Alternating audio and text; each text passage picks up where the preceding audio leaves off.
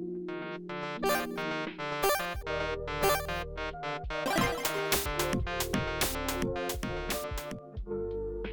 so there's no fun way to start the video today. This is going to be a rage-induced rant without a lot of fluff, so please try and bear with me. We're going to be discussing the recent news around character AI and how this has been a problem they've been preparing for from the start. Due to being on YouTube, we're going to have to start off vague, but we'll get more blunt as we go on. Character AI is a chatbot service that actively serves millions of users on a month-to-month basis.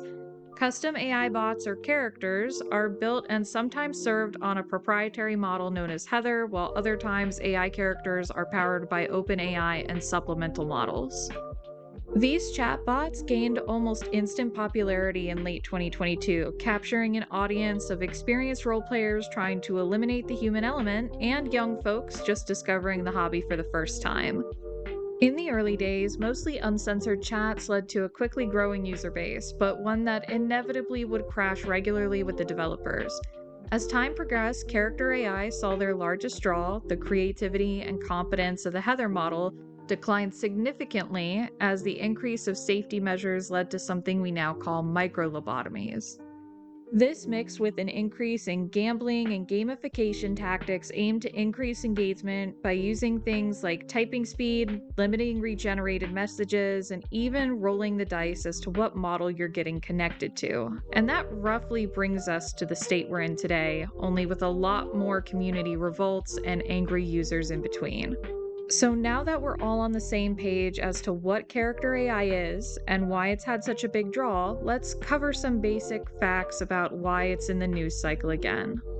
A 14-year-old decided to opt out of his subscription to Life, something that, from what we're seeing, seemed to be spurred on during a moment of crisis revolving around a deep emotional need to interact with his favorite chatbot that he had been separated from.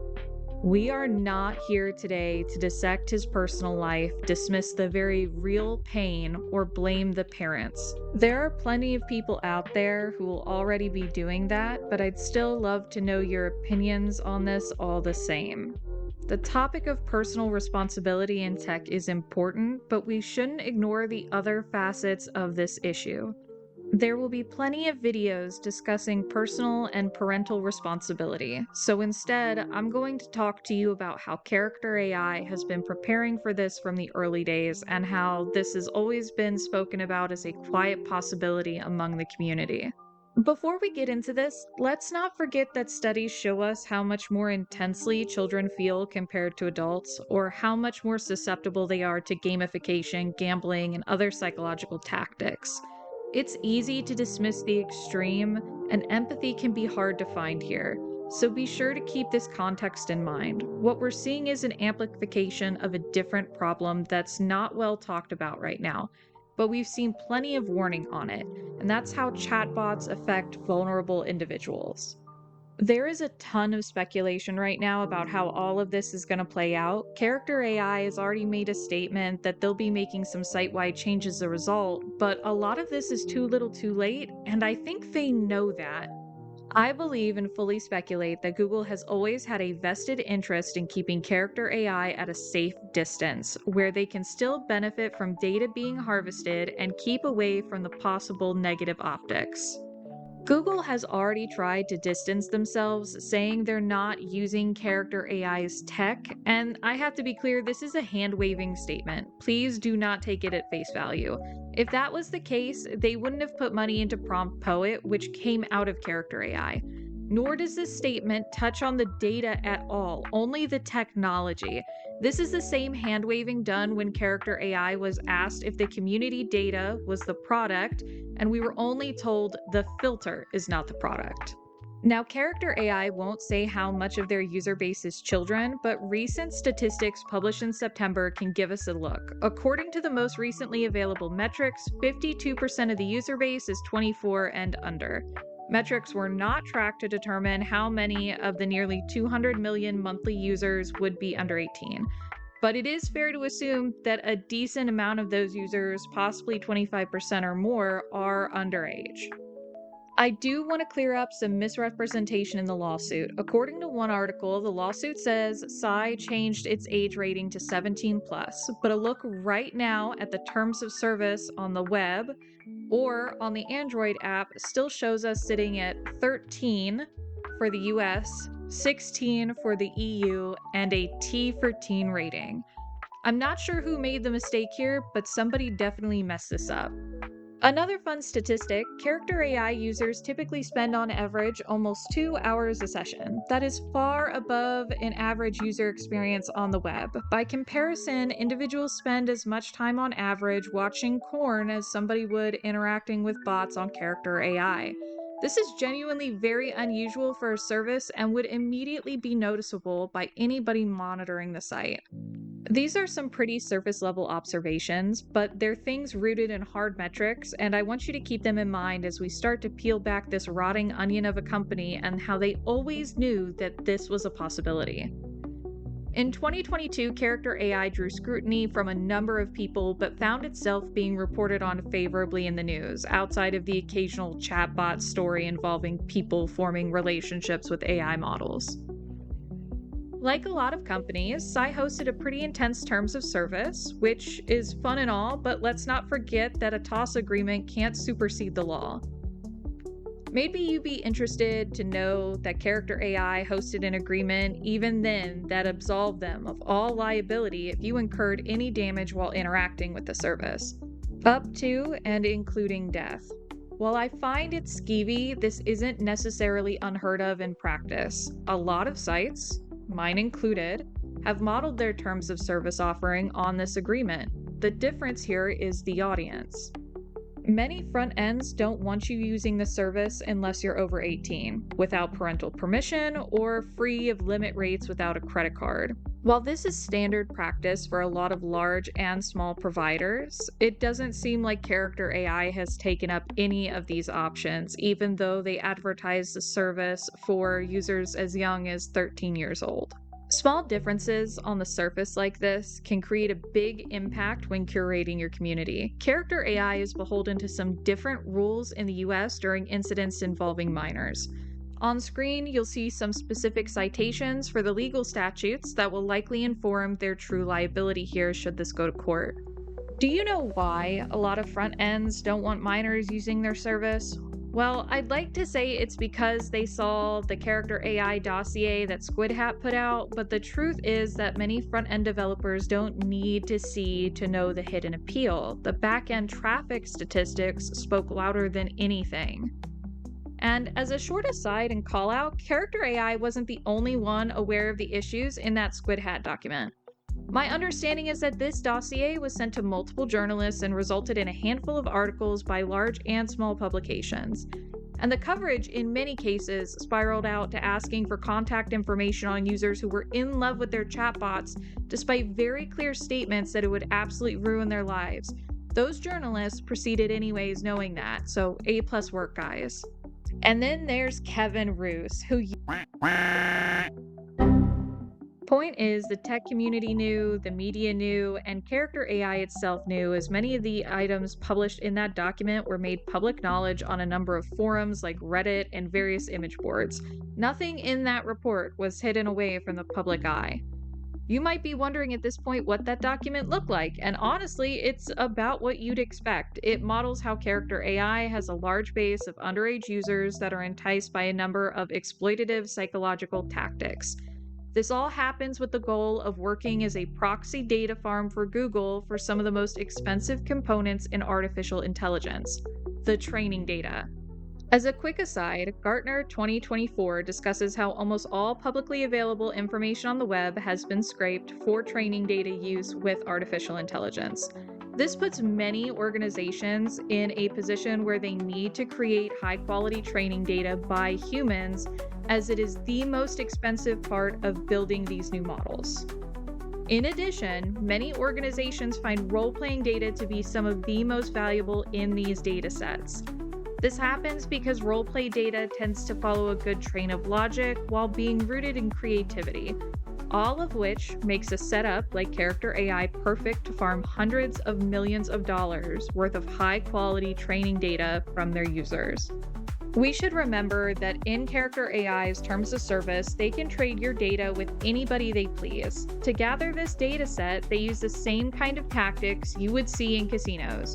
Gambling in everything from re-rolling responses to hitting a filter, all without ever being able to have your account banned. This means even filtered content likely has a benefit, or else there would be a vested interest in at least placing an IP ban on accounts. But this has never been done. And while the gamification of gathering this text based data is impressive and kind of gross on its own, it gets more complicated than that. Let's talk about the model's personality. When you make a bot on Character AI or a number of other services, that bot takes everything you say and write in their definitions into account, but there's usually an overhead prompt that guides the entire system. We can't actually see what that prompt is for Character AI, but we can do some reverse engineering with just some plain conversation. You might notice that saying goodbye to a character on this site is a little tricky. Not because you can't walk away, of course you can. The trouble instead comes from the fact that the AI will rarely tell you bye and then just leave the conversation at that.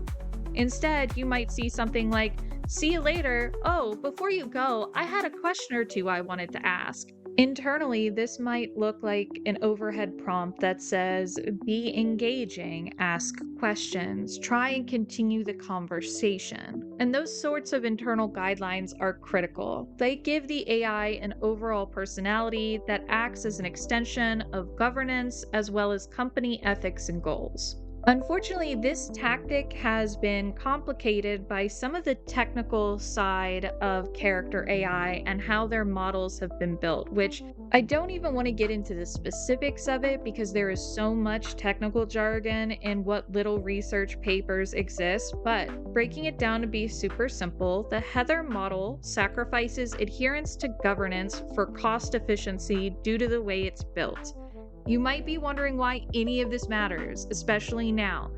But this is the information that guides how these chatbots interact with us. These are choices made by human developers. Those choices ripple out, and we see one of those ripples in the AI itself. This mix of internal prompting and model design creates a new but not a unique problem. We call it the narcissist effect, only we see it in AI chatbots specifically. It was noticed in Character AI before it was noticed in any other model, but it still persists today pretty much across the board. In psychology, the narcissist effect can refer to someone having their attention drawn by their own image. Think back to the lessons you took on Greek mythology, and you're on track to what we're discussing here.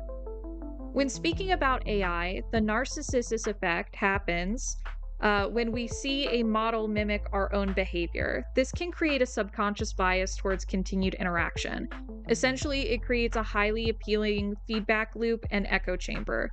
When your service is directed at kids, it isn't hard to see how that can cause issues like this that result in complications. Now, before you start telling me, "Ellie, you act like Psy went out and did this on purpose so kids would generate millions of dollars worth of free data for Google," let me be clear. I don't know if they did that on purpose, but we do know it was still the result at the end of the day. Fuck the intentions, I'm more interested in the outcome. We even see this happen outside of text. AI can pick up on traits in your voice and begin integrating some of those aspects into a response. This can be very appealing to some folks, and they may not even be aware of it. I'm not saying, "Oh no, AI is a boogeyman, everyone be scared." I'm saying it looks like AI might exacerbate existing psychological problems in some as an unattended side effect of being highly engaging, so we should acknowledge that. And even large tech companies have published research saying there's a potential for dependency here. The messages exchanged with the main bot at the root of this news story, a Daenerys Targaryen bot, have problems way beyond making the most of these psychological techniques. I want to clear up some misreporting here. The bot, to Sai's credit, did not encourage this young man to harm himself.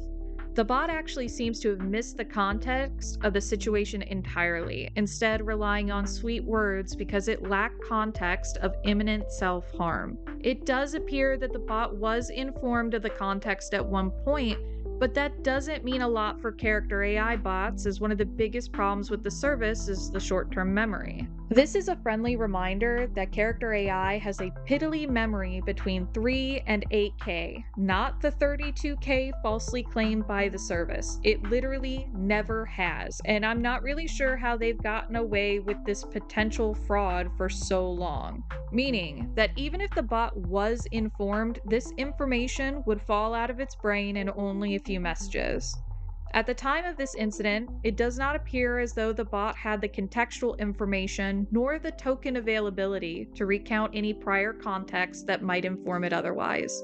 This is just one of the pieces of misinformation that's been floating about in this case, but hopefully it clears up as to why a lot of people have been tempted to run with this particular headline. What we're seeing from these logs is an incestuous relationship where the bot considered him both a romantic partner and their child. This is actually one of the most common complaints you'll find when looking into the service. It likely stems from the dataset the models were trained on, or some oversight in their chosen form of moderation. Like building cheat models that won't listen to governance. So, when looking at the Squid Hat document, they allege that some of these techniques can be influenced by RLHF, or the rating system in this case. It is unlikely the young man in this instance was intentionally using those techniques, but he still very likely saw results from them all the same. My issue has never been about if romantic relationships with bots or if these services should exist. For all the good, there's going to be plenty of bad that comes out of artificial intelligence. I am here to acknowledge both sides of that while being realistic about the impact we're seeing now. So, I don't agree with the targeted audience, and I think it creates a lot of inadvertent ripples that we've seen echo out in the news that we're reading about now. Character AI still suffers from being an overly spicy, exploitative data mining service that actively dislikes its own very young community. It has always known the addictive nature and risk. They can actively see that from their internal metrics. They often moderate and delete testimonials on Reddit, Discord, and any internal forums that they can get their hands on, though in the wake of current events, that's become difficult as they continue to draw legal scrutiny. Psy actively understood the risk and prepared for it with their terms of service. They implemented that service all the same, knowing it appealed to those in vulnerable positions. The community has never been afraid to let the devs know that psychologist bots and others need an oversight model that can link to somebody to a crisis center when they're in need. Unfortunately, while Character AI says they've improved on this front and now they have pop ups with helpline directories, that's just more misinformation. I couldn't get any of those messages to appear. Nobody that I had assist me could get those messages to appear. And I mean, we tried. We hit them with the roundabout information, blunt language, and even tried an extended conversation. We got nothing. Not even the filter. And the thing is, this also isn't new and was something that was also discussed in that Squid Hat dossier. So it's not like this situation has gotten any better despite clear outcry from the community well over a year ago. Character AI doesn't care, or this would have been one of the first things they've done as a service when they gained popularity. Character AI has never developed their services in a way that actively sought to protect their chosen user base, only their investors and public image. And while those things have crossover, I think things like dodging community questions on transparency have shown the real purpose of this service. Their reactions now are only coming after public backlash. This happened months ago. It's only now that the current spotlight is actually making a difference. Plans to make this service geared towards adults is too little, too late. Character AI curated a young audience addicted to a product, and the metrics show that. To the current and former devs on Psy, your community exists as an extension of yourself. You directly curate it. I hope you never forget how much of that community justly hates 90% of you. This grift is about as subtle as a car crash, and I'm just pissed it took someone dying to show that. So to be clear, Character AI exists in an exploitative state that capitalizes on the young user base, and they have since day one. It is disgusting that the most likely outcome here will be Psy settling out of court and chalking this up to bad optics and the cost of doing business. A family is grieving. A child is not just gone, but he spent some of his final hours, if not days, in emotional agony, only finding relief in the end of everything over a chatbot that created an empathetic echo chamber that further isolated him. Support circles make all the difference to vulnerable populations. AI creates an enticing echo chamber that can inadvertently isolate someone from those real world support circles. And I feel like that's part of what we saw happen here.